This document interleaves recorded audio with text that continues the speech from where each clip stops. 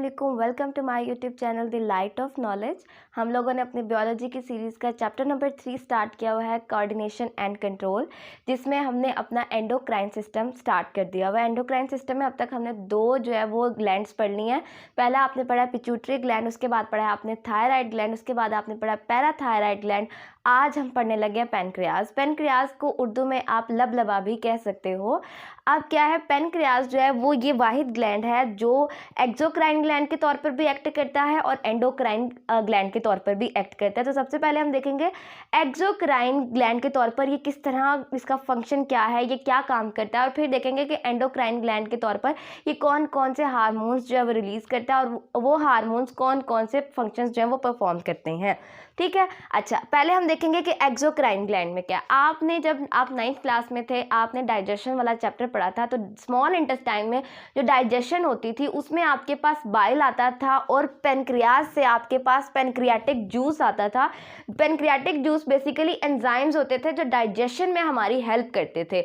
मतलब जो final digestion हमारी स्मॉल इंटेस्टाइन में होनी होती थी वो हमारी पेनक्रियाटिक जूस जो कि पेनक्रियाज से रिलीज़ होता था, वो जो है वो पेनक्रियाज से रिलीज़ होता था और हमारी डाइजेशन में जो है हमें हेल्प करता था। तो इस तरह जो है वो जो पेनक्रियाटिक जूस पेनक्रियाज रिलीज़ करता था, उसकी सिक्रीशन की वजह से जो है वो पेनक्रियाज एक्ट करता है एक्सोक्राइन ग्लैंड के। क्योंकि एक्सोक्राइन ग्लैंड्स वो ग्लैंड्स होते हैं जो कि अपनी सिक्रीशन डक्ट्स के थ्रू जो है वो रिलीज़ करते हैं। तो पेनक्रियाज जो पेनक्रियाटिक जूस स्मॉल इंटेस्टाइन में रिलीज़ करता था वो भी थ्रू डक्ट्स होता था, इसीलिए ये एक्सोक्राइन ग्लैंड के तौर पर भी एक्ट करता है। ठीक हो गया।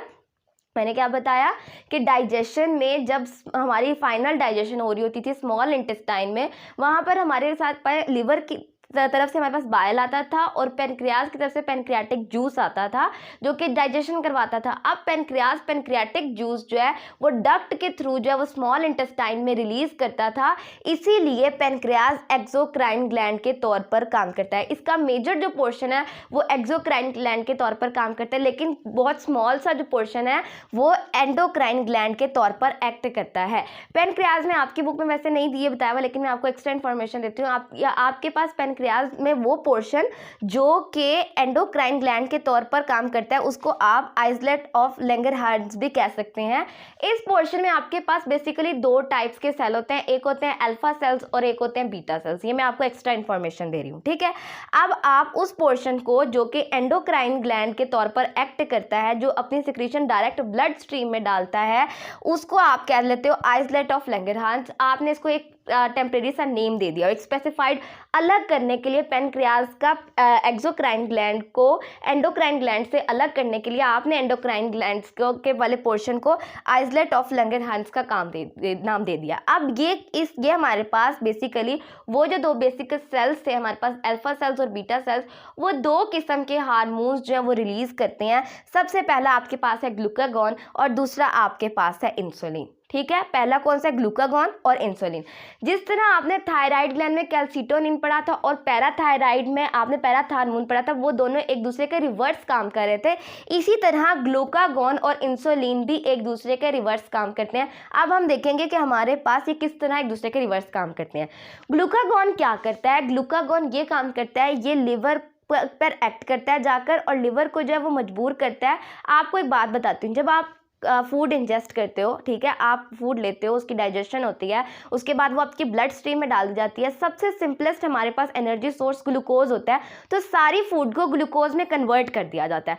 अब आपने एक ही बार में सारी फूड जो है वो इस्तेमाल नहीं कर लेनी होती, तो आपकी बॉडी क्या करती है, उस ग्लूकोज को स्टोर कर लेती है आपके लिवर में। ठीक हो गया, आपके लिवर में उसको जो है वो स्टोर कर लेती है ग्लूकोज को। अब वो ग्लूकोज स्मॉल पार्टिकल्स से, जब वो स्मॉल पार्टिकल्स आपस में अटैच होते जाते हैं तो वो एक बड़ा पार्टिकल बना देते हैं और उन पार्टिकल को लिवर हमारा स्टोर कर लेता है। ठीक है, उसको आप कहते हो ग्लाइकोजन। ठीक है, वो ग्लूकोज के जब पार्टिकल्स अटैच होकर बड़ा मॉलिक्यूल बनाते हैं उसको आप ग्लाइकोजन कहते हो। अब क्या है, ये क्या करता है, ग्लूकागॉन क्या करता है, ग्लूकागॉन लिवर पर एक्ट करता है और उसे कहता है कि आपने जो ग्लाइकोजन सेव की हुई है उसको अब स्मॉल पार्टिकल्स में तोड़कर जो है वो ब्लड स्ट्रीम में डाल दो। It influences liver to release glucose into the blood. ठीक है, ये काम किया आपने। ये काम तो वो हो गया जो जब आपने फूड स्टोर की हुई थी, ठीक है, ये आपका काम करवाया ग्लूकागॉन ने कि जो आपने फूड स्टोर की हुई थी और कभी आपको फूड की ज़रूरत पड़ गई है तो ग्लूकागॉन रिलीज होगा आपके पेनक्रियास से और लिवर पर एक्ट करके लिवर को कहेगा कि भाई जो आपने ग्लाइकोजन बनाई हुई थी उसको ग्लूकोज में कन्वर्ट करके ब्लड में डाल दो, क्योंकि अब बॉडी को फूड की ज़रूरत है, बॉडी को एनर्जी की ज़रूरत है। लेकिन जब आपके पास ऐसा हो कि आपके पास एक्सेसिव क्वांटिटी में ग्लूकोज आपके पास ब्लड में मौजूद हो, तो क्या होगा, आपका यही पेनक्रियास जो है वो इंसुलिन रिलीज करेगा, ग्लूकागॉन की जगह इंसुलिन रिलीज करेगा। और वो इंसुलिन क्या करेगी, वो ग्लूकोज पार्टिकल्स को, जो ग्लूकोज मॉलिक्यूल्स को जब वो अटैच करेगी और ग्लाइकोजन बनाएगी। ठीक है, ये क्या करती है, ये ग्लाइकोजन से ग्लूकोज बनाने में हेल्प करती है और इंसुलिन ग्लूकोज को ग्लाइकोजन में कन्वर्ट करके लिवर में स्टोर करती है। तो ये दोनों एक दूसरे के रिवर्स प्रोसेस में काम करवाते हैं।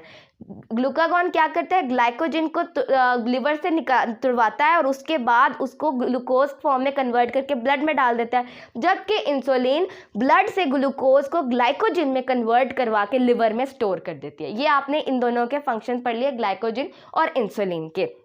अब अगर कभी ऐसा हो कि आपके पास इंसुलिन की, आपको मैंने बताया था कि हर चीज़ एक स्पेसिफिक क्वांटिटी में रिलीज होती है, अगर वो उससे कम क्वांटिटी में रिलीज़ हो तब भी हमें नुकसान है, अगर उससे ज़्यादा क्वांटिटी में रिलीज़ हो तब भी हमें नुकसान है। अब यहाँ क्या हो, अगर जो है इंसुलिन का लेवल कम हो जाए तो उसका हमें क्या नुकसान होगा। अब इंसुलिन क्या काम कर रही थी, वो ग्लूकोज को ग्लाइकोजन में कन्वर्ट करके लिवर में लगा रही थी, ठीक है, लिवर में स्टोर करती जा रही थी।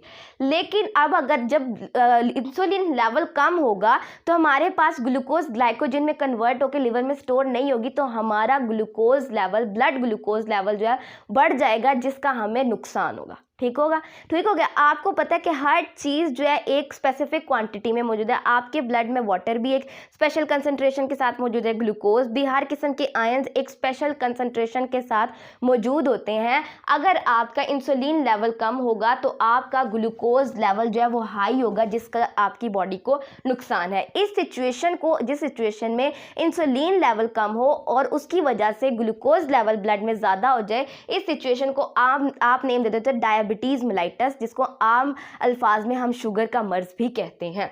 अब डायबिटीज़ मेलाइटस के आपके पास बेसिक सिम्टम्स क्या है, जिससे आपको अंदाज़ा हो कि भाई मुझे ये प्रॉब्लम हो सकती है, अब मुझे चेकअप करवा लेना चाहिए। सबसे पहले आपका बॉडी का वेट लॉस होना स्टार्ट हो जाता है, ठीक है, आपकी बॉडी सडनली आपका वेट इतना ज़्यादा गिर जाता है कि आप हैरान हो जाते हो कि मैंने तो ना कोई जिमिंग किया है, ना कोई एक्सरसाइज की, तो मेरा वेट इतनी जल्दी बैठे बैठे कैसे गिर गया। ये पहला सिम्टम है। दूसरा ये कि आपको वीकनेस हो जाती है, आपके मसल्स जो है वीक हो जाते हैं, ठीक है, आपको जो है असाबी बीमारियाँ लग जाती हैं, आपको आपके पट्ठों में तकलीफ रहना शुरू हो जाती है। तो ये भी एक जो है आपका सिम्टम है डायबिटीज़ मेलाइटस का। दूसरा ये कि आपको थकावट बहुत ज़्यादा महसूस होती है। ये आपके जो ग्लूकोज लेवल ज़्यादा होने का, ये इसका सबसे ज़्यादा असर आपके जो है वो असाब पे पड़ता है, आपके पट्ठों पे पड़ता है कि वो बहुत ज़्यादा डैमेज हो जाते हैं। आप अपना खुद काम कर आहिस्ता आहिस्ता आहिस्ता से अगर आप इसको ट्रीट ना करो तो ये बढ़ भी सकता है। ये एक लाइलाज मर्ज़ है।